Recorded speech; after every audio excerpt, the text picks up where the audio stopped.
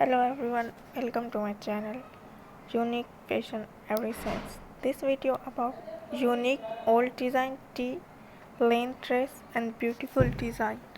History of fashion design refers especially to the development of the purpose and intention behind garments, shoes, accessories and their designs and construction. The modern industry based around brands or fashion houses run by individual designers started in the 19th century with Charles who beginning in 1858 was first designer to have his label garment to create fashion started by humans being wearing clothes.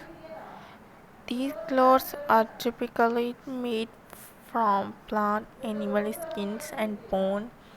Before the mid 19th century, the difference between ready to wear did not really exist, but the most basic pieces of female clothing were made to measure by dressmaker and seamstresses dealing directly with the client.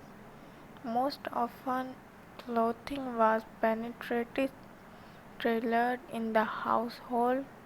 When storefront appeared selling ready to wear, this need was removed from the domestic workload.